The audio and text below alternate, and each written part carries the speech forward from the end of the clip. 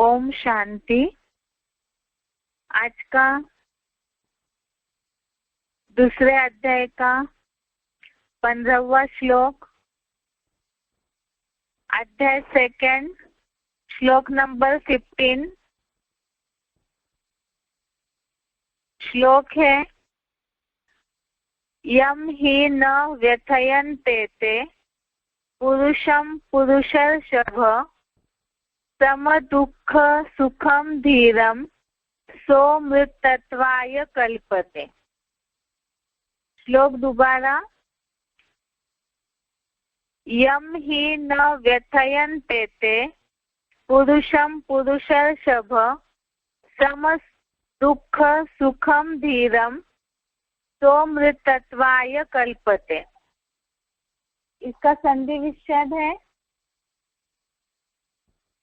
यम ही न व्यथयन्ति एते पुरुषं पुरुषर्षभ सम दुःख सुखम धीरम स अमृतत्वाय कल्पते। संधि विच्छेद दोबारा। यम ही न व्यथयन्ति एते पुरुषं पुरुषर्षभ सम दुःख सुखम धीरम स अमृतत्वाय कल्पते। शब्दों का अर्थ देखते हैं। पुरुषर्षभ अर्थात हे आत्मारूप पार्थधारियों में सर्वश्रेष्ठ, सम दुःख सुखम अर्थात दुख सुख में समान, यम धीरम पुरुषम अर्थात जिस धैर्यवान पुरुष को, एते अर्थात ए न व्यथयन्ति अर्थात व्यथित नहीं करते, स अर्थात वह, अमृतत्वाय अर्थात अवश्य ही अमरत्व के लिए, कल्पते अर्थात योग्य बनता है। दोबारा एक बार शब्दों का अर्थ। पुरुषर्षभ अर्थात है आत्मरूप पार्थधारियों में सर्वश्रेष्ठ, सम दुःख सुखम अर्थात दुख सुख में समान, यम धीरम पुरुषम अर्थात जिस धैर्यवान पुरुष को, एते अर्थात ए न व्यथयन्ति अर्थात व्यथित नहीं करते, स ही अर्थात वह अवश्य ही, अमृतत्वाय अर्थात अमरत्व के लिए, कल्पते अर्थात योग्य बनता है। इसका अर्थ है हे आत्मरूप पार्थधारियों में सर्वश्रेष्ठ, दुख सुख में समान जिस धैर्यवान पुरुष को ये व्यथित नहीं करते, वह अवश्य ही अमरत्व के लिए योग्य बनता है। यहाँ जैसे पहले श्लोक में बात चली है कि इंद्रियों के विषय जो है वो सर्दी गर्मी वाले, सुख दुख दाता है, आने जाने वाले हैं, अनित्य है, अर्थात सदैव रहते नहीं है। तो ऐसे जो इंद्रियों के विषय जो सदैव रहते नहीं, क्योंकि देह भान है तो देह भान के आधार से इंद्रियों के भोगों के जो विषय है, इंद्रिय भोग के विषय, वो हमेशा ही ऊपर नीचे करने वाले होते हैं, अर्थात ही सुख दुख दाता है, आने जाने वाले हैं, नित्य नहीं रहते हैं। तो इसलिए अर्जुन को ये बताया था कि तू उन्हें अपने तिकड़म बिना सहन कर। इसी से कनेक्टेड ये श्लोक है जिसमें अर्जुन को ये बात बताई कि दुख सुख में समान रहने वाले जिस धैर्यवान पुरुष को ये अर्थात इंद्रियों के विषय व्यतीत नहीं करते, वह अवश्य ही अमरत्व के लिए योग्य बनता है। अर्थात ही यहाँ दुख सुख में समान रहने वाले पुरुषार्थी स्टेज में जो धैर्यता अपनाते हैं, उनको ये विषय व्यतीत नहीं करते हैं और वो अमरत्व अर्थात देवत्व के लिए योग्य बनता है। एक बार इसे क्लैरिफिकेशन से ही देखते हैं। हे भोगी आत्मा रूप पार्थधारियों में सर्वश्रेष्ठ, दुख सुख में समान रहने वाले जिस धैर्यवान पुरुष को ये कोई भी विषय भोग कर्म करते भी व्यथित नहीं करते, वह आत्म ज्योति में एकाग्र व्यक्ति अवश्य ही अमरत्व के लिए योग्य बनता है। यहाँ पहली बात आई है कि दुख सुख में समान रहना। दूसरी बात है जो दुख और सुख में समान रहेंगे। दुख सुख में समान क्यों रहना है? इसलिए दुख सुख आते ही है इंद्रियों के विषय भोग से, और उसके लिए पहले श्लोक में बताया वो सदैव रहते नहीं है, आने जाने वाले हैं। तो इसीलिए बुद्धि को स्थिर रखने वाला ही दुख सुख में समान रह सकता है। जिनके बुद्धि में ये ज्ञान हो, जैसे अर्जुन को ये बात समझाई जा रही है कि दुख सुख में समान रहने वाला अर्थात स्थिर बुद्धि हो, क्योंकि ये ज्ञान बुद्धि में दिया है अर्जुन के कि ये सब आने जाने वाले हैं इंद्रियों के विषय, तो उन्हें तू सहन कर। तो ऐसे जो सहन करने योग्य बनता है वो धैर्यवान पुरुष को ये विषय भोग कर्म करते भी व्यथित नहीं करते। विषय भोग अर्थात इंद्रियों का सुख देने वाले कोई भी विषय भोग कर्म करते भी व्यथित नहीं करते। इसका मतलब कोई भी इस तरह की इंद्रियों को सुख देने वाली वस्तुएं या वो विषय भोग मिले या न मिले, लेकिन धैर्यवान पुरुष के ऊपर इन सब बातों का असर नहीं होना चाहिए, अर्थात वो दुखी न हो इन सब बातों में। जो धैर्यवान होगा उनको ये विषय भोग व्यथित नहीं करते, अर्थात दुखी नहीं करते हैं। और ऐसे जो स्थिर बुद्धि वाला होगा वो अवश्य ही अमरत्व अर्थात देवत्व के लिए योग्य बनता है। और अमरत्व के लिए योग्य कब बनेगा?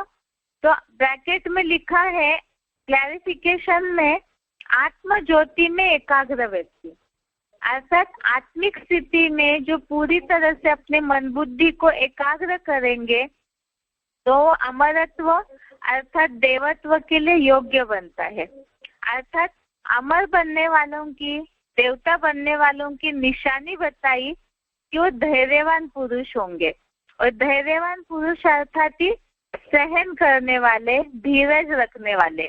धैर्यता ये दैवी गुणों में एक गुण है जिसके लिए बताया कि धैर्यता अर्थात ही सहनशीलता भी, और जो सहन करते हैं तो देवता धर्म का सबसे मूल गुणधर्म है सहन करना। और जो जितना सहन करेंगे वो उतना ही उच्च कैटेगरी के देवता बनते हैं। अब इसी स्थिति के लिए बताया कि कोई भी विषय भोग कर्म करते व्यथित नहीं करते।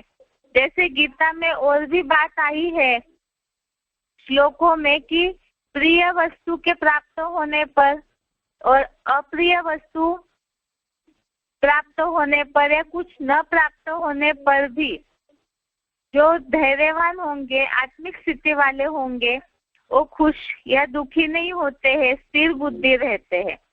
ऐसे जिनकी कर्म करते हुए स्थिति होती है, साथ में बेसिक कोर्स के टॉपिक को समझते हुए एक श्लोक देखा है 5वें अध्याय का 8वां 9वां श्लोक, जिसमें बताया है कि कर्म करते हुए भी जैसे कि योगी वो कर्म करता ही नहीं है।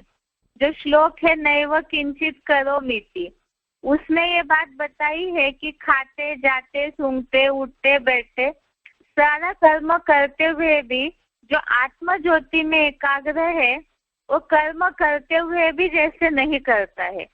तो ऐसी जिनकी स्थिति बन जाती है तो उनको ये विषय भोग कर्म करते भी व्यथित नहीं करते, दुखी नहीं करते हैं। जैसे कोई चीज इंद्रिय भोगों वाली आंखों का सुख है, जैसे वो मिले या न मिले, कानों का सुख है, कंद्रस है, वो मिले या न मिले, लेकिन उसमें जो धैर्यवान होंगे वो हलचल में नहीं आएंगे। अर्थात सिर्फ कर्म करना है अनिवार्य, इसलिए वो कर्म करते रहेंगे केवल। तो ऐसे कभी भी दुखी नहीं होंगे और धैर्यवान होंगे, क्योंकि बुद्धि में ये ज्ञान है जो ऊपर के श्लोक में आया कि इंद्रियों के विषय तो घड़ी घड़ी परिवर्तनशील है, ये तो आते जाते ही रहेंगे, क्योंकि देहभान है और साथ में ही प्रकृति के 3 गुणों से बदलते जाते हैं। सत रज तम 3 गुणों से ये सब परिवर्तन होते रहता है, इसलिए यह अनित्य है, ये कभी स्थिर तो रहते नहीं है। इसीलिए इसके कारण मन बुद्धि की स्थिरता हिलने नहीं चाहिए, जिसके लिए बताया कि धैर्यवान पुरुष जो होंगे, सहनशील होंगे, धीरज वाले होंगे, तो वो आत्म ज्योति में एकाग्र होंगे। देह भान के कारण ही मन की चंचलता बढ़ती है और तभी विषय भोग न मिले या ज्यादा मिले और उसके कारण ही उनके ऊपर असर होगा। और जो आत्मिक स्थिति वाले होंगे, बिल्कुल एकाग्र हुए होंगे, तो उनके ऊपर इन सारी बातों का असर नहीं होगा, उनकी मन बुद्धि इन बातों में चंचल नहीं होगी। ऐसे जिन्होंने पुरुषार्थी स्टेज में धैर्यता को अपनाया है, वह अवश्य ही अमरत्व के लिए योग्य बनता है। यह आज का श्लोक है, एक बार इसका उच्चारण सहित अर्थ सुनते हैं।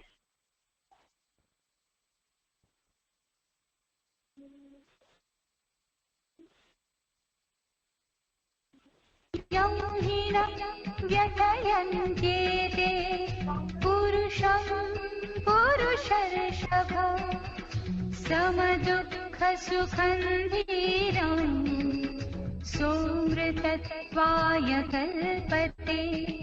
हे भोगी आत्मारूप पाठधारियों में सर्वश्रेष्ठ, दुख सुख में समान रहने वाले, जिस धैर्यवान पुरुष को ये कोई भी विषय भोग कर्म करते भी व्यथित नहीं करते, वह आत्म ज्योति में एकाग्र व्यक्ति अवश्य ही अमरत्व के लिए योग्य बनता है।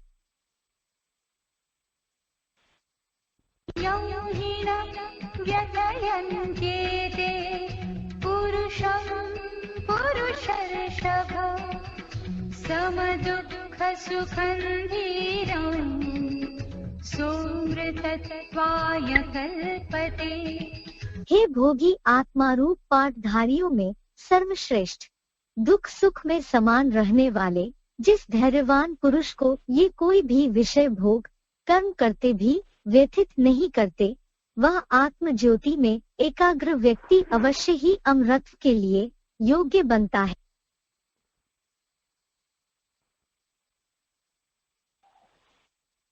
अभी कल रविवार के लिए श्लोक टेस्ट के लिए जो श्लोक है उसके नंबर है दूसरे अध्याय का 10वां श्लोक से लेकर के दूसरे अध्याय का 15वां श्लोक। अध्याय सेकंड श्लोक नंबर 10 से श्लोक नंबर 15 तक रविवार के श्लोक टेस्ट के लिए दूसरे अध्याय के श्लोक है। एक बार उसे रिपीट करके पढ़ते हैं ताकि रिवीजन हो जाए। दूसरे अध्याय का 10वां श्लोक, अध्याय 2 श्लोक नंबर 10 श्लोक है तमुवाच ऋषिकेशः प्रहसन्निव भारत सेनयोर उभयोर मध्ये विषिदन्तम् इदं वचः।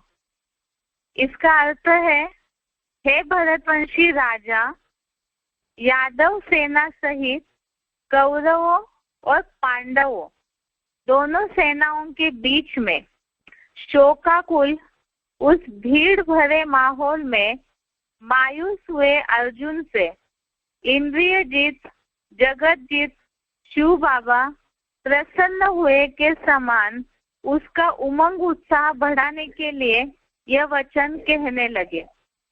ये हमने देखा था 9वें अध्याय में संजय ने राजा धृतराष्ट्र से ये बात बताई है कि अर्जुन, मैं युद्ध नहीं करूंगा अपने गुरुजनों से, ऐसे कह करके चुप हो गया।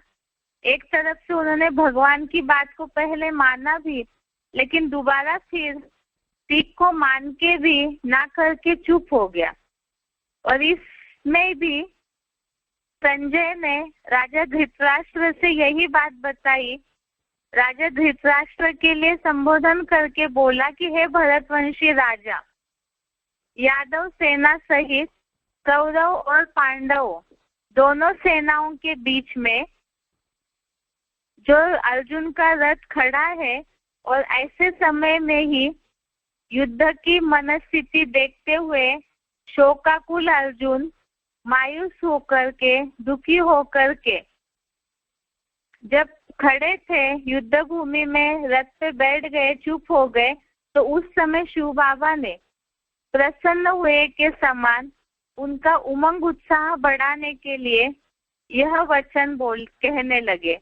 अर्थात अर्जुन ने जब युद्ध के लिए मना कर दिया तो उनको दोबारा फिर से भगवान समझाने के लिए, उनका उत्साह बढ़ाने के लिए आगे के श्लोकों की बात बताए हैं। इसमें आगे का श्लोक है दूसरे अध्याय का 11वां श्लोक, अध्याय 2 श्लोक नंबर 11। भगवान उवाच असोचानन्व सोचस्त्वं प्रज्ञावादांश्च भाषसे गतासूंश्च नानु सोचन्ति पंडितः। अर्थ है, तू असोचनीय सन्नद्ध विनाशी दैहिक संबंधों का शोक कर रहा है, दुखी होते भी आत्मज्ञानियों जैसे वचन बोलता है। विद्वान लोग सद्धर्म के प्रति अनिश्चय से मरने और विधर्मियों ऊपर निश्चय में जीने वालों का शोक कभी नहीं करते। जब अर्जुन को समझाने के लिए भगवान ने ये बात बोली कि जो सामने विनाशी दैहिक संबंधी खड़े हैं, तो ऐसे दैहिक संबंधों का जिसका शोक नहीं करना चाहिए, ऐसे बातों का तू शोक कर रहा है, दुखी हो रहा है। और एक तरफ से तो अर्जुन दुखी हो रहा है, एक तरफ से जो पहले बताया कि कुल का विनाश हो जाएगा, कुल से सने भोगों को हम नहीं भोगना चाहते, इस तरह की जो बातें अर्जुन ने बोली भगवान को, तो एक तरफ से मतलब पूरी समझ तो है नहीं, एक तरफ से समझदार जैसी बातें कर रहे हैं, लेकिन प्रैक्टिकल कर्म करने में फिर से अर्जुन युद्ध भूमि से पीछे हट रहे, माना जैसे बोल रहे हैं उस तरह से उनके कर्मों में हो नहीं रहा है, अर्थात कथनी करनी में अंतर आ रहा है। तो इस हिसाब से यहाँ बोला कि तू जिनका शोक नहीं करना चाहिए, असर्चनीय बातों का शोक कर रहा है और ज्ञानियों जैसे वचन बोल रहा है, उसके बावजूद भी शोक कर रहा है। तो इसीलिए अर्जुन को ये बात बताई कि विद्वान लोग वास्तव में जो ज्ञानी है, विद्वान है, वो सद्धर्म के प्रति अनिश्चय से मरने और विधर्मियों ऊपर निश्चय में जीने वालों का शोक कभी नहीं करते। जिसके लिए बताया कि जो असली ज्ञानी है, विद्वान है, तो जो सद्धर्म के प्रति अनिश्चय बुद्धि हो जाते हैं, अनिश्चय रूपी मृत्यु को प्राप्त होते हैं। और विधर्मियों ऊपर निश्चय में जीने वालों का, जो विधर्मी पने की धारणाएं अपना रहे हैं, उन्हीं में अडिग है, उन्हीं बातों पे निश्चय होकर के चल रहे हैं, अर्थात सनातन कुल की धारणाओं को मान ही नहीं रहे हैं, तो ऐसे विधर्मियों में जो डाइवर्ट हो रहे हैं, ऐसों पर जो निश्चय होकर के जी रहे हैं, ऐसों का भी कभी शोक नहीं करते हैं। अर्थात बताया कि जिनको देवता धर्म की धारणाओं में चलना नहीं है, तो ऐसों का शोक करके कोई लाभ नहीं है। ऐसे विद्वान लोग शोक कभी नहीं करते हैं। सद्धर्म के प्रति अनिश्चय से मरने और विधर्मियों में निश्चय में जीने वालों का शोक नहीं करते हैं। आगे बताया दूसरे अध्याय का 12वां श्लोक, अध्याय 2 श्लोक नंबर 12। इसमें ये बात आई, न त्वेवाहम जातु नासम न त्वम नेमे जनाधिपः न चैव न भविष्यामः सर्वे वयमतः परम।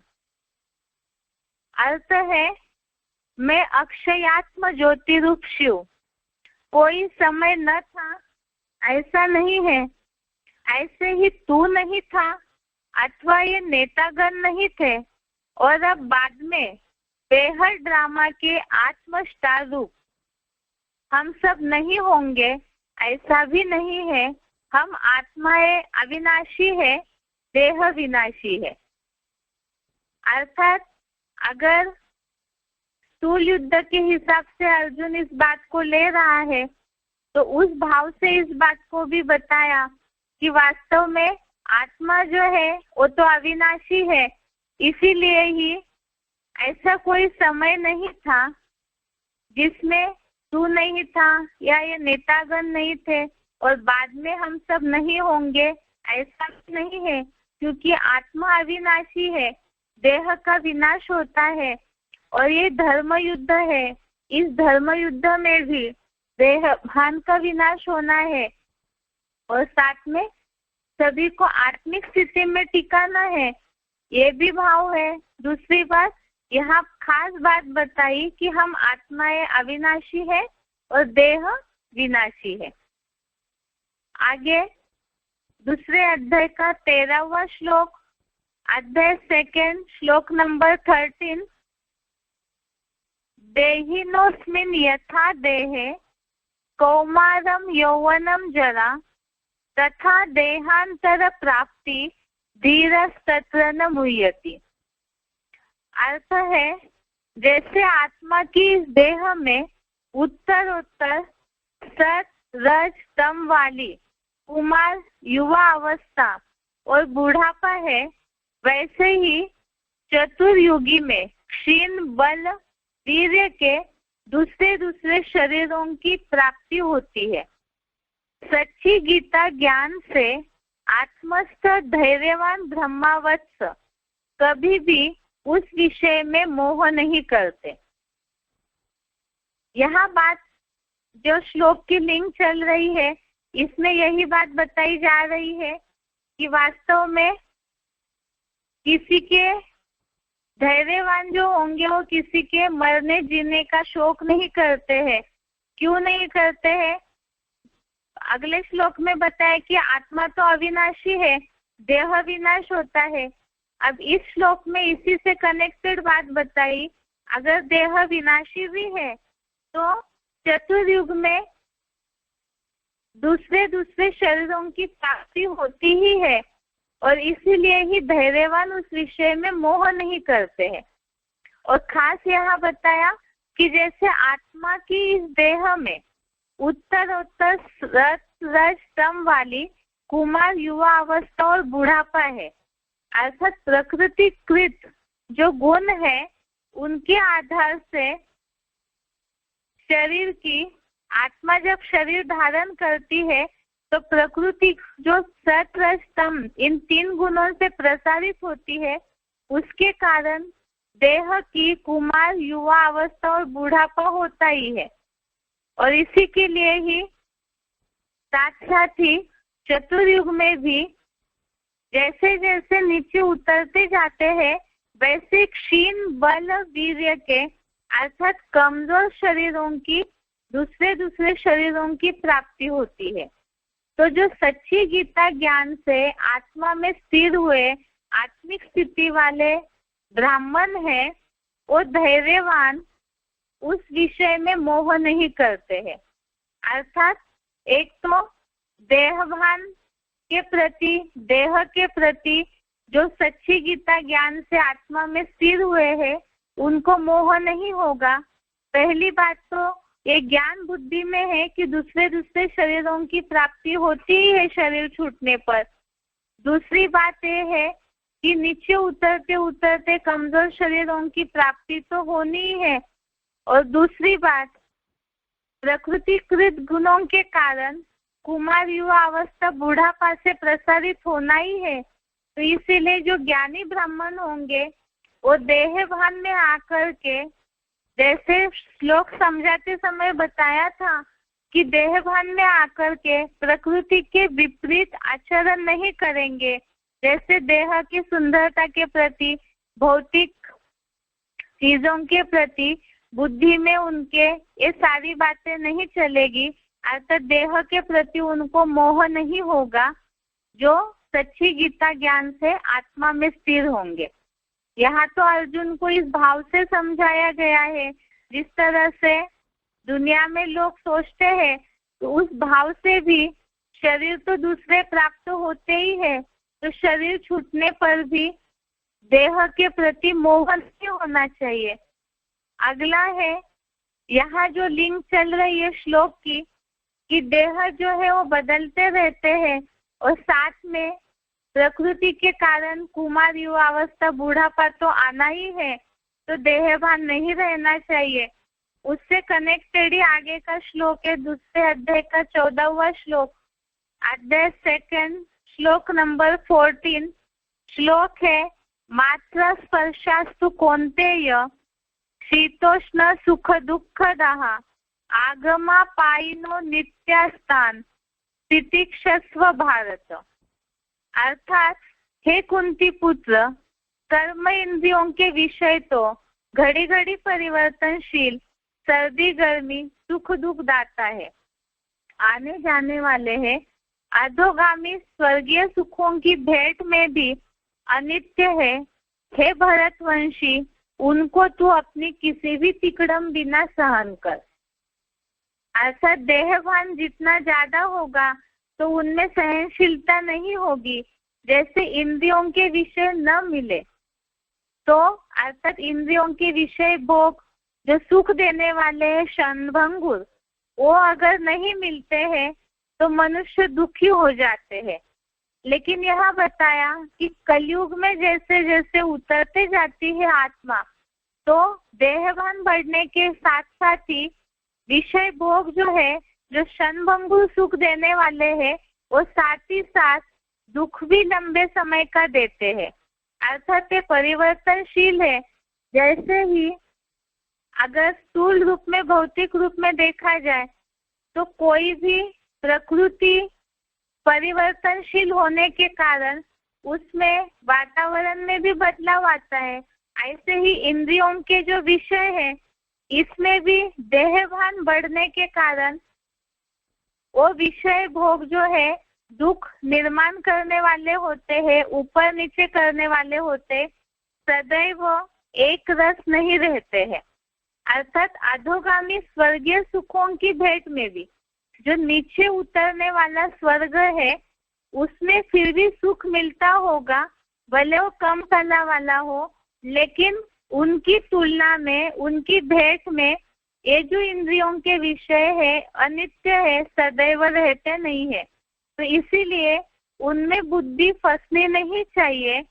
इसके लिए बताया तू अपनी किसी भी तिकड़म बिना सहन कर, क्योंकि प्रकृति जैसे चक्र में घूमती रहेगी, वैसे ही इंद्रियों के विषय एक जैसे मिलते रहेंगे, कोई जरूरी नहीं है। इसीलिए अगर उनमें बुद्धि अटकी रहेगी तो दुख निर्माण करने वाले होंगे। तो न सुख में न दुख में बुद्धि को उसमें उलझाना है। अगर ऐसे उलझे रहेंगे तो उन्हें सहन नहीं कर पाएंगे, जिसके लिए अगला श्लोक बताया, दूसरे अध्याय का 15वां श्लोक, अध्याय 2 श्लोक नंबर 15, जो आज ही देखा है। यम ही न व्यथयन्ते ते पुरुषम पुरुषर्षभ सम दुःख सुखम धीरम सोमृतत्वाय कल्पते। अर्थात हे भोगी आत्मारूप पाठधारियों में सर्वश्रेष्ठ, दुख सुख में समान रहने वाले जिस धैर्यवान पुरुष को ये कोई भी विषय भोग कर्म करते भी व्यथित नहीं करते, वह आत्म ज्योति में एकाग्र व्यक्ति अवश्य ही अमरत्व के लिए योग्य बनता है। अर्थात जो देहभान में आएंगे नहीं धैर्यवान पुरुष, जो विषय भोगों का जैसे जो अनिवार्य कर्म है उसके अलावा विषय भोगों में जिनकी बुद्धि नहीं अटकेगी, तो कर्म करते भी उन्हें व्यथित नहीं करते हैं। अर्थात वो मिले या न मिले वो उनमें बुद्धि को उलझाएंगे नहीं। तो ऐसे आत्म ज्योति में एकाग्र व्यक्ति अवश्य ही अमरत्व के लिए योग्य बनता है, जिसके लिए बताया स्वस्थिति से स्वर्ग बनता है। तो जो आत्म ज्योति में एकाग्र है, देह भान में नहीं आते हैं, तो स्वस्थिति से स्वर्ग अर्थात जो पूरी आत्मिक स्टेज बना लेते हैं, वही अमरत्व के लिए या देवता पने के पूरे योग्य बन जाते हैं। और देवता पने का गुण है सहनशीलता, अर्थात धैर्यता जिनमें होगी तो अमरत्व के लिए योग्य बनते हैं। तो ये श्लोक की इस तरह से लिंक है कि पहले तो देहभान के लिए बताया कि बूढ़ापा युवा अवस्था ये तो आते ही रहेगा, तो धैर्यवान उस विषय में मोह नहीं करते हैं, क्योंकि शरीर तो दूसरे मिलते रहेंगे। उसके बाद देहभान के जो बढ़ाने वाले इंद्रिय भोग के विषय है वो आने जाने वाले हैं, तो इसीलिए वो नित्य नहीं रहते हैं, तो उन्हें सहन करने बताया। और जो सहन करते हैं विषय भोग जिन्हें व्यथित नहीं करते, दुखी नहीं करते हैं, जो स्थिर रहते आत्म ज्योति में, वो अमरत्व या देवता पने के लिए योग्य बनते हैं। तो देहभान से जितना डिटैच होंगे, निकलते जाएंगे, वो उतना ही नंबरवार अपनी अवस्था अनुसार देवता पने के लिए योग्य बनते हैं।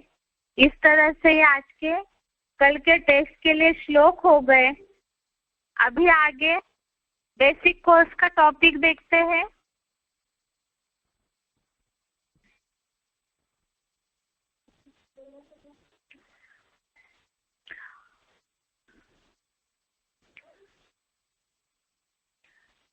बेसिक कोर्स के टॉपिक में बात चल रही थी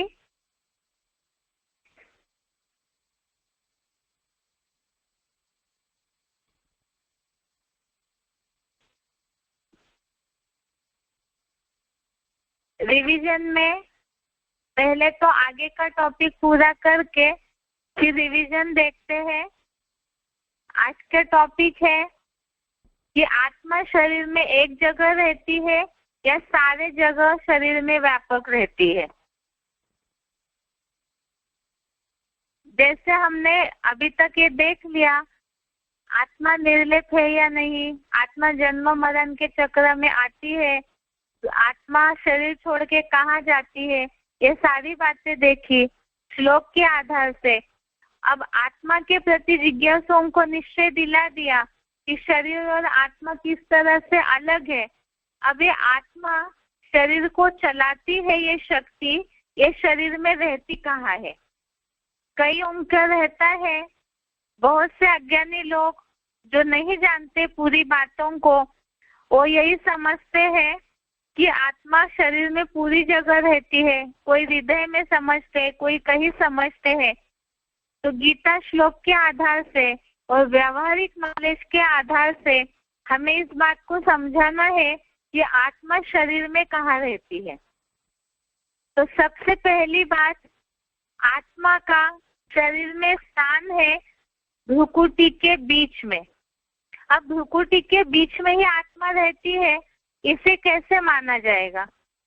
जैसे बताया कि शरीर गाड़ी है और आत्मा ड्राइवर है। ये शरीर रथ है, आत्मा रथी है, इस रथ को चलाने वाला। तो इसी हिसाब से यहाँ बात है कि ये गाड़ी को चलाने वाला ड्राइवर कहाँ बैठेगा।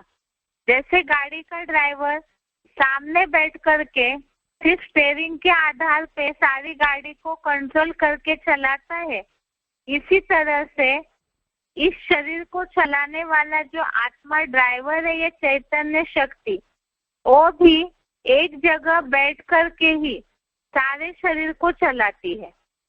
जिसके लिए गीता में बताया है कि जैसे सूर्य एक जगह रह करके सारी संसार को प्रकाशित करता है, वैसे ही आत्मा भी एक जगह रह करके सारे शरीर को प्रकाशित करती है।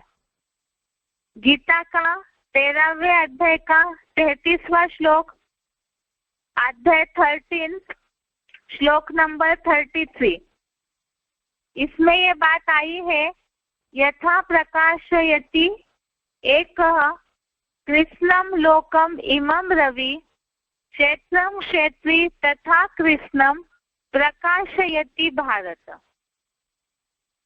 श्लोक एक बार दोबारा देखते हैं।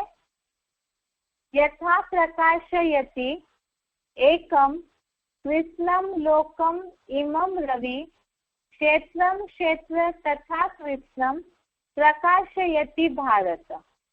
इसका अर्थ है, हे ज्ञान आभा में रथ, जैसे एक जड़ सूर्य एक स्थान से इस चांद सितारे नक्षत्र से भरे संपूर्ण संसार को प्रकाशित करता है, उसी प्रकार चेतन ज्ञान सूर्य से बने दिवसवत की आत्मा ध्रुव मध्य से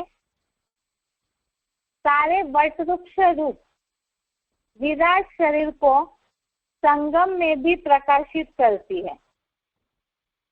अर्थात यहाँ बताया है अर्थ में कि जैसे सूर्य एक जगह रह करके प्रकाशित करता है, इसी तरह से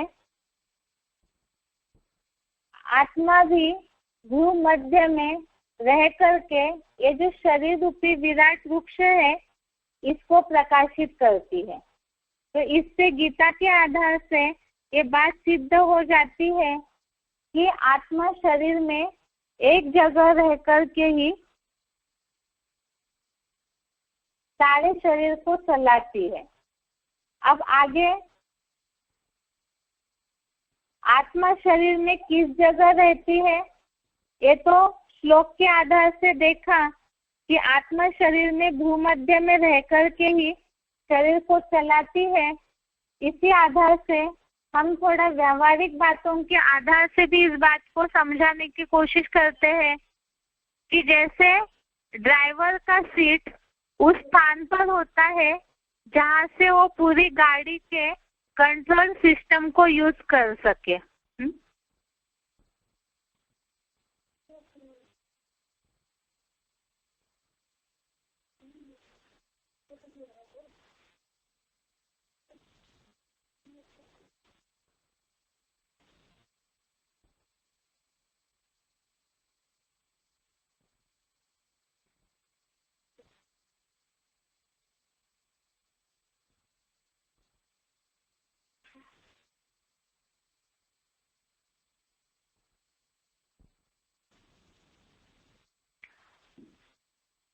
तो यहाँ हम व्यवहारिक हिसाब से देखते हैं।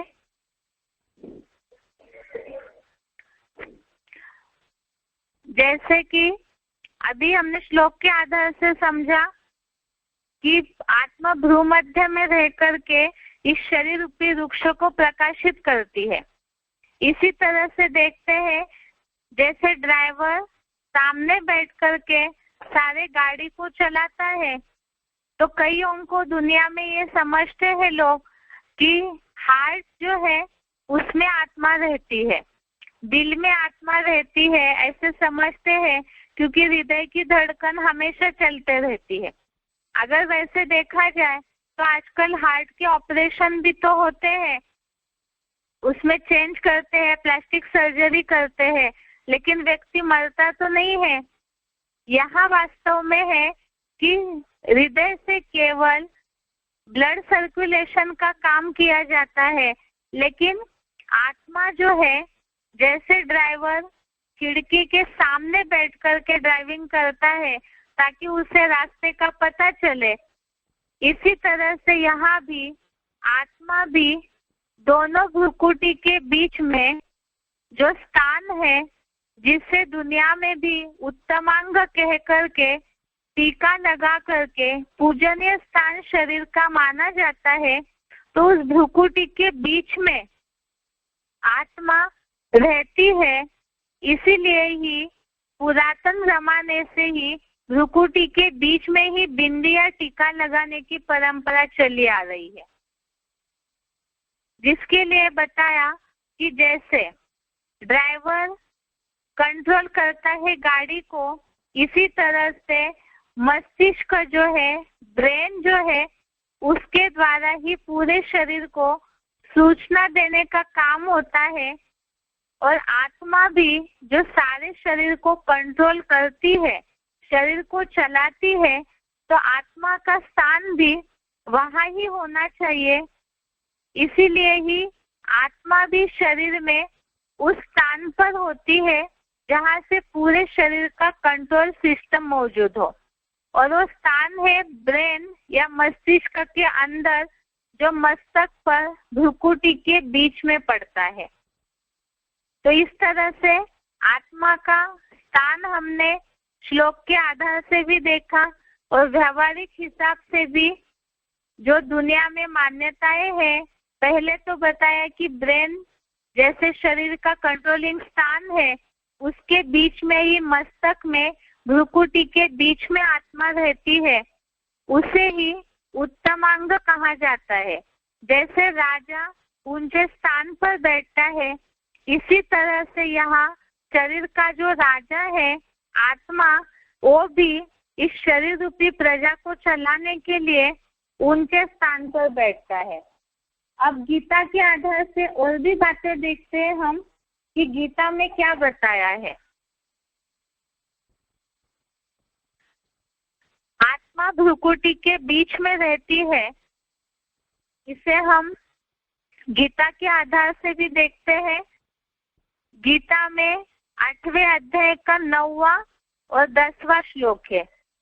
8वें अध्याय का 9वां श्लोक, इसमें बताया है, कविम पुराणम अनुशासितारम अनोरणीयाम सम्मनुस्मरेतेय सर्वस्य धातारम अचिंत्य रूपम आदित्य वर्णम तमसः परस्तात्। आगे लिखा है, इसमें आत्मा का रूप आया है, जो हमने पहले भी शब्द देखा, आत्मा अनु से भी अनुरूप है। और दूसरा श्लोक है 8वें अध्याय का 10वां श्लोक, अध्याय 8 श्लोक नंबर 10। इसमें ये बात आई है, भ्रुवोर मध्ये प्राणम आवेश्य सम्यक। अध्याय 8 श्लोक नंबर 10, इसमें ये वाक्य आया है, भ्रुवोर मध्ये प्राणम आवेश्य सम्यक, अर्थात भ्रुकुटी के बीच में प्राण रूप आत्मा जो है वो समाई हुई रहती है। इसका अर्थ है, जो योगी प्राचीनतम गीतकार कवि को सब प्राणियों के शासक, सूक्ष्माणु से भी अति सूक्ष्म, सब जड़ चेतन के धारण करता, वट वृक्ष रूप सृष्टि के बीज बने अति सूक्ष्म अचिंत्य रूप वाले सूर्य की तरह अखूट ज्ञान प्रकाश के तीक्ष्ण वर्ण वाले, अज्ञान अंधकार से परे ज्ञान सूर्य शिव बाबा को पुरुषोत्तम संगम युगी प्रलय काल में अचल अडोल भक्ति भाव से अव्यभिचारी मन बुद्धि द्वारा योग पूर्वक लगा हुआ भ्रू मध्य में ही प्राण रूप आत्म ज्योति युक्त सूक्ष्म बिंदु स्वरूप को अच्छे से स्थिर कर याद करता है, वह उस श्रेष्ठतम हीरो पाठधारी शिव समान दिव्य ज्योति परमात्मा को पाता है। अर्थ तो ये बहुत बड़ा है। इसमें खास बात जो आई है ध्रुव मध्य प्राणम आवेश सम्यक, इसका अर्थ यहाँ आया है ध्रुव मध्य में ही प्राण रूप आत्म ज्योति युक्त सूक्ष्म बिंदु स्वरूप को अच्छे से स्थिर कर याद करता है। तो इस तरह से गीता के आधार से यहाँ दो बातें सिद्ध होती है। एक तो आत्मा अणु से भी अनुरूप है, जो यहाँ शब्द आया है सूक्ष्माणु से भी अति सूक्ष्म, और दूसरा आत्मा भ्रुकुटी के बीच में रहती है, तो उसके लिए यहाँ शब्द आया है ध्रुव और मध्य प्राणम आवेश सम्यक। इस तरह से ये बात हो गई, आत्मा भ्रुकुटी के बीच में रहती है। अभी इस हफ्ते के लिए श्लोक टेस्ट के लिए रिवीजन देखते हैं।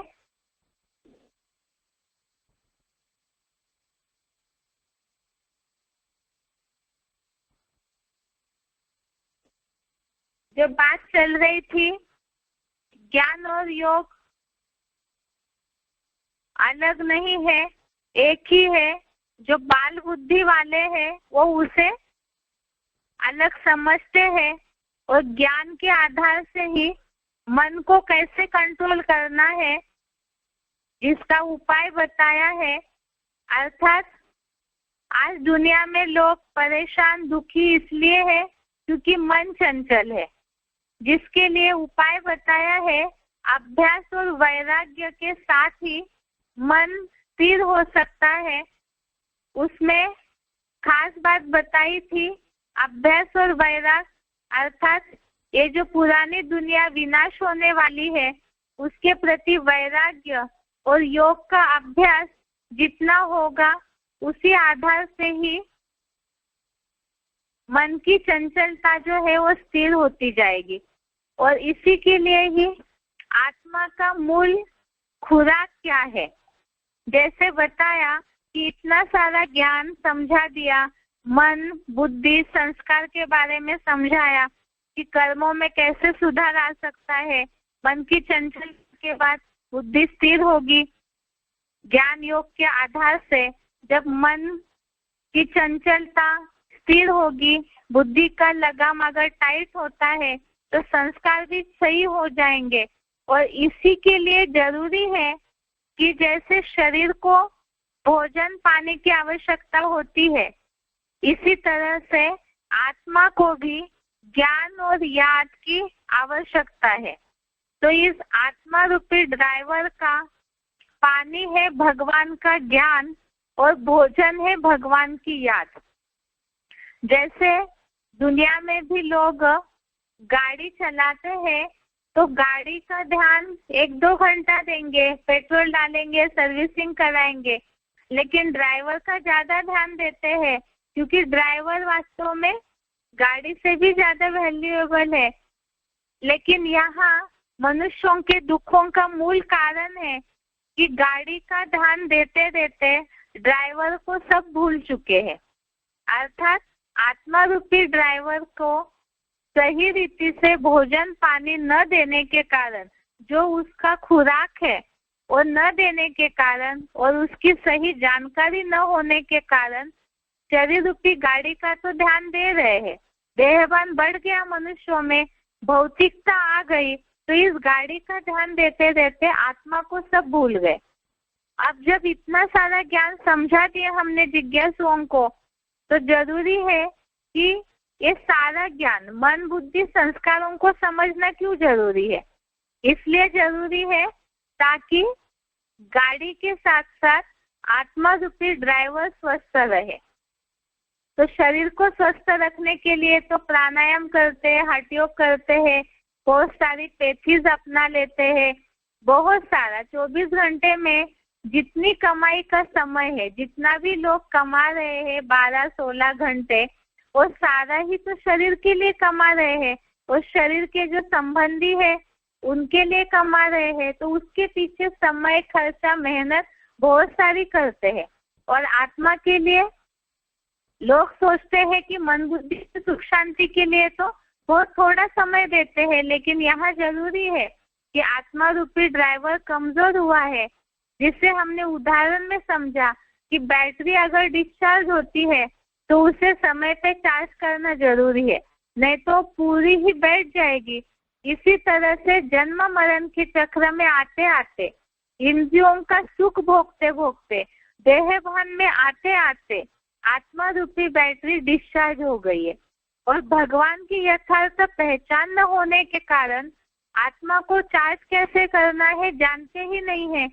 तो भक्ति मार्गीय रीति रस्म अपना करके कोशिश तो किए चार्ज करने की, लेकिन आत्मा रूपी बैटरी चार्ज नहीं हुई। दूसरी बात, ये शरीर रूपी वृक्ष है, जिसके लिए समझा कि अगर पत्ते पत्ते को बैठ के कोई पानी देता रहे तो वृक्ष कभी सरसज्ज नहीं होगा, उसके बीज तक पानी पहुंचना चाहिए। तो आत्मा बीज है और ये शरीर रूपी वृक्ष है।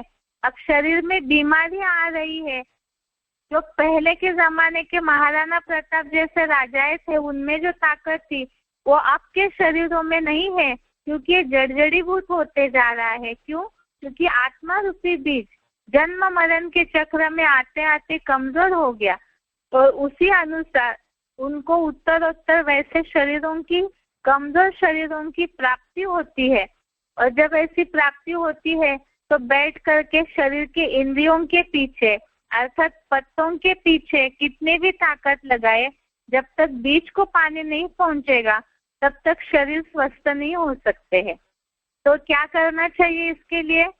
यही बताया कि ये जो ज्ञान समझाया जा रहा है मन, बुद्धि और संस्कार के परिवर्तन के लिए, तो इसे ज्ञान और एकाग्रता से भगवान की याद, इसी से ही आत्मा का खुराक मिल जाएगा, तो आत्मा स्वस्थ और सुदृढ़ हो जाएगी।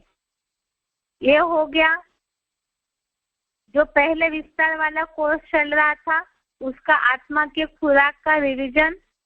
उसके बाद आगे है जो अभी इस हफ्ते हमने 2-3 दिन से बेसिक कोर्स का टॉपिक रिवाइज किया है, 4 वाला कोर्स, उसे एक बार अभी देखते हैं। उसे 2 दिन से वैसे भी रिवीजन हो चुका है, इसलिए शॉर्ट में बताते जाएंगे। जैसे बताया था कि कोई भी अगर पहले आते हैं जिज्ञासु तो उन्हें सीधा ही प्रदर्शनी बुक खोल करके अगर हम शरीर नहीं है आत्मा है ये बताना शुरू करेंगे तो हो सकता है कि लोग बोर हो जाए। तो पहले तो उन्हें इंटरेस्ट निर्माण करवाइए कि किस कारण से हमें ज्ञान बता रहे।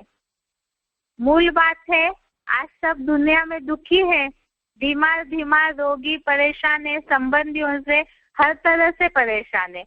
इसीलिए उन्हें इस बात को समझाना होगा कि शरीर में बुद्धि जाने के कारण, तामसिक संबंधों में बुद्धि जाने के कारण मनुष्य आज दुखी है। तो ये शरीर क्या है जिसके पीछे मनुष्य इतना समय देने पर भी सुखी नहीं हो पा रहा है जिस तरह से होना चाहिए। विज्ञान ने बीमारियों की खोज तो की, लेकिन न बीमारियां कम हो रही है न मानसिक तनाव कम हो रहा है। इसका कारण विज्ञान ने शरीर के अंदर की खोज तो की बीमारियों को कम करने के लिए, लेकिन शरीर को चलाने वाला कोई और है जिसके बारे में कोई बता ही नहीं पाया, जिसे अध्यात्म कहा जाता है। और ये अध्यात्म माना ही आत्मा के अंदर का ज्ञान। ये विशेष ज्ञान है जो वैज्ञानिकों का वैज्ञानिक है, भगवान वही आत्मा के अंदर का ज्ञान देते हैं। और इस आत्मा के अंदर के ज्ञान को समझने के बाद ही अपने आप ही मनुष्य की जो बीमारियां है, मानसिक बीमारियां भी और शारीरिक बीमारियां भी, वो कम होने का ये उपाय है। इसके लिए जरूरी है कि हम समझे कि हम असलियत में कौन है। तो पहला लेसन ही है इस ज्ञान का, मैं कौन हूँ। किसी को भी अगर पहली बार आने से पूछेंगे आप कौन है, तो सब अपने नाम पद देश का बताएंगे परिचय। तो उन्हें इस बात का अंदर समझाना जरूरी है कि कोई भी शरीर में जो पद पाया है उसका परिचय देते हैं, लेकिन वास्तव में हम शरीर नहीं है, इस शरीर को चलाने वाली कोई और शक्ति है। इसीलिए ही कोई भी मेरा शरीर कहते हैं, मैं शरीर हूँ, मैं हाथ हूँ, ऐसे तो नहीं कहते हैं, मेरा शरीर कहते हैं। तो ये मेरा कहने वाला कौन है शरीर में?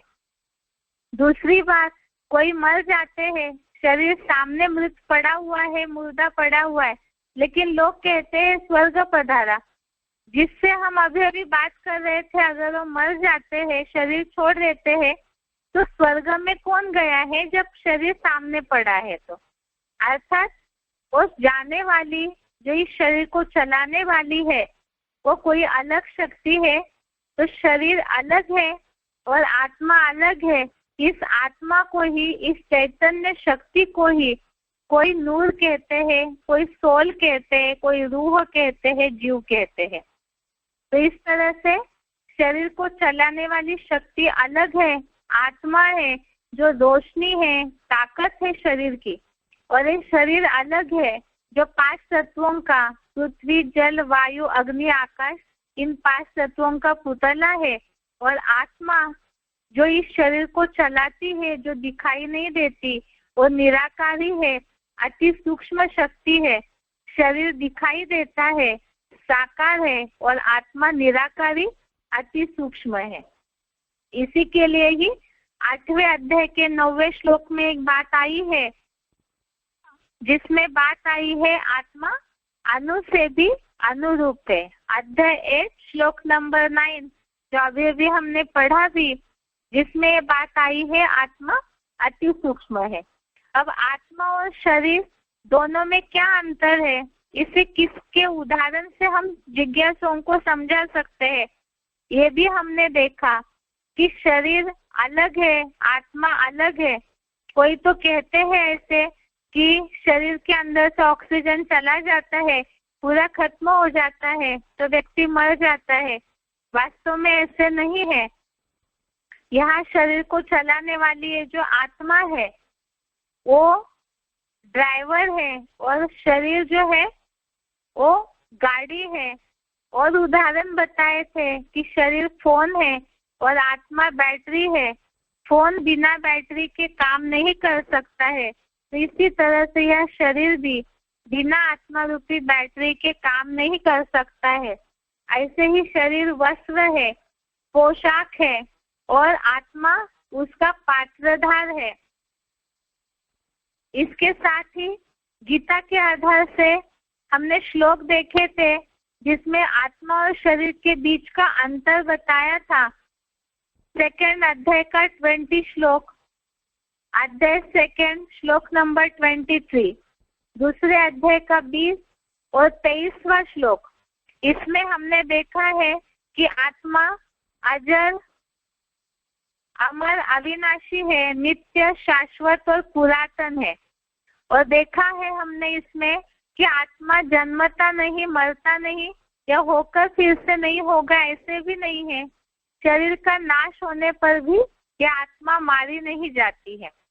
और दूसरा, आत्मा अति सूक्ष्म ज्योति का कण है, प्रकृति से अलग है, इसे बनाया नहीं जाता, वो अनादि है। इसीलिए प्रकृति का आत्मा पे कोई असर नहीं होता है, जिसके लिए बताया कि इस आत्मा को शस्त्र नहीं काटते, अग्नि नहीं सुखाती, हवा भी नहीं सुखाती। आगे आत्मा नापी नहीं जाती, और शरीर जो है वो माप करने योग्य है। दूसरे अध्याय का 18वां श्लोक, इसमें दोनों भी बातें आई है कि आत्मा नित्य, अविनाशी, माप न करने योग्य है, और देहधारी ये जो शरीर है ये नाशवान है। दूसरा हमने देखा है 15वें अध्याय के 10वें श्लोक में ये बात आई है कि आत्मा निराकार चैतन्य शक्ति है, सूक्ष्म है, ज्ञान चक्षुओं से ही देखी जाती है, स्थूल आंखों से देखी नहीं जाती। और शरीर स्थूल है, व्यक्त है, आंखों से दिखाई देता है। दूसरे अध्याय का 25वां श्लोक, अध्याय 2 श्लोक नंबर 25, इसमें बात आई है आत्मा अव्यक्त, अचिंत्य और निर्विकारी बताई जाती है। उसके बाद आत्मा और शरीर के बीच का अंतर हमने देखा, आत्मा का रूप समझा, आत्मा की गुणधर्म समझे। अब बात आती है कि आत्मा सूक्ष्म है तो आत्मा निर्लेप है या नहीं है, जिसके लिए हमने 13वें अध्याय 20वां श्लोक देखा, अध्याय 13 श्लोक नंबर 20। इसमें यह बात आई है कि आत्मा शरीर को प्रकृति का आधार लेकर के सुख दुखों को भोगती है और दोनों को भोगने के कारण ही आत्मा उसमें निमित्त बनती है, तो आत्मा के ऊपर पाप का लेप चढ़ता है। इसीलिए ही भले शरीर से कर्म करने पर भी पाप शरीर पुण्य शरीर नहीं कहा जाता, पापात्मा पुण्यात्मा महात्मा दुरात्मा कहा जाता है, क्योंकि आत्मा ही शरीर रूपी प्रकृति का आधार लेकर के सुख दुखों को भोगती है।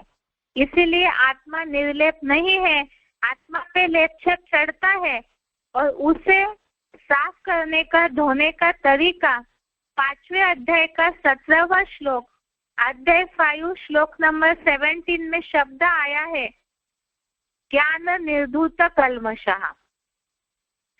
आगे की बात, आत्मा निर्लेप नहीं है, इसीलिए ही वो शरीर छोड़ करके कहाँ जाती है, तो शरीर छोड़ करके वो दूसरा जन्म लेती है, बंधी हुई है दूसरा जन्म लेने के लिए। इसे भी हमने गीता के आधार से समझा। दूसरे अध्याय का 27वां श्लोक, अध्याय 2 श्लोक नंबर 27, जिसमें बात आई है जन्म लेने वाले का मृत्यु निश्चित है और मरने वाले का जन्म भी निश्चित है। दूसरे अध्याय का 22वां श्लोक, अध्याय 2 श्लोक नंबर 22, इसमें भी ये बात आई है आत्मा शरीर छोड़ के कहाँ जाती है, तो जैसे मनुष्य पुराने वस्त्रों को छोड़कर नया धारण करता है, वैसे ही आत्मा पुराने शरीर रूपी वस्त्र को छोड़ करके नया शरीर बरबसी ग्रहण करती है। इसके इन दो श्लोकों से 27 और 22 दोनों श्लोकों से ये बात सिद्ध होती है, आत्मा निर्लेप न होने के कारण शरीर छोड़ के दूसरा जन्म लेती है, अर्थात जन्म मरण के चक्र में आती है।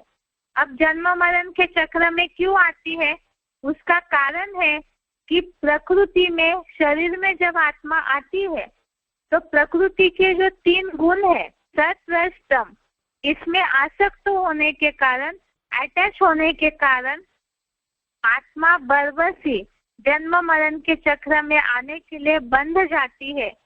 जिसके लिए इसका प्रूफ आत्मा जन्म मरण के चक्र में क्यों आती है, इसका जवाब है 13वें अध्याय का 21वां श्लोक, अध्याय 13 श्लोक नंबर 21। इसमें यह बात आई है कि प्रकृति के 3 गुण सत रज और तम, इन 3 गुणों में आसक्ति के कारण ही देव दानव आसुर योनियों में जन्म का, आत्मा का जन्म लेने का एकमात्र कारण है। तो आत्मा का क्या अंजाम होता है, क्यों शरीर धारण करती है, क्यों निर्लेप नहीं है, लेप छेप लगता है, इसे हमने समझा। अब आगे बात है कि आत्मा इस शरीर को चलाती है, शरीर को चलाने वाली शक्ति आत्मा है, तो रहती कहाँ है शरीर में, क्या वो सारी जगह व्याप्त है? तो शरीर को चलाने के लिए आत्मा को पूरे शरीर में व्याप्त होने की आवश्यकता नहीं है। वास्तव में उसकी जो चैतन्यता है, उसकी जो शक्ति है, वही शरीर में काम करती है, आत्मा तो एक ही जगह पे रहती है। इसके लिए ही हमने 13वें अध्याय का 33वां श्लोक समझा, जिसमें बताया है कि आत्मा जैसे सूर्य एक जगह रह करके संसार को प्रकाशित करता है, वैसे आत्मा भी एक जगह शरीर में रह करके सारे संसार को, सारे शरीर को प्रकाशित करती है। जैसे ड्राइवर एक जगह बैठ करके गाड़ी को कंट्रोल करता है, वैसे आत्मा एक जगह से पूरे शरीर को कंट्रोल करती है। अब आगे आत्मा शरीर में एक जगह पे रहती है, तो स्थान कौन सा है, जिसके लिए बताया कि जैसे शरीर में ब्रेन या मस्तिष्क के द्वारा शरीर का पूरा सिस्टम चलता है, जैसे ड्राइवर सामने बैठ कर के गाड़ी का कंट्रोल सिस्टम यूज करता है, इसी तरह से आत्मा का स्थान भी भ्रुकुटी के बीच में है, जिसकी यादगार में लोग बिंदी या टीका लगाते हैं। इस स्थान को उत्तम अंग कहा जाता है। जैसे राजा ऊंचे स्थान पे बैठा है, तो वैसे ही आत्मा राजा भी ऊंचे स्थान पर बैठकर शरीर को चलाता है। आगे आत्मा भ्रुकुटी के बीच में रहती है, जिसके प्रूफ के लिए 8वें अध्याय का 10वां श्लोक, अध्याय 8 श्लोक नंबर 10, इसमें बात आई है भ्रू और मध्य प्राणम आवेश्य सम्यक, अर्थात आत्मा भ्रुकुटी के बीच में प्राण रूप आत्मा समाई हुई है। इस तरह से कल के टेस्ट के लिए ये रिवीजन हो गया। आगे साल वाले कोर्स में हम देखेंगे कि मन, बुद्धि और संस्कार क्या है अगले हफ्ते में। आज के लिए यहाँ तक ही। ओम शांति।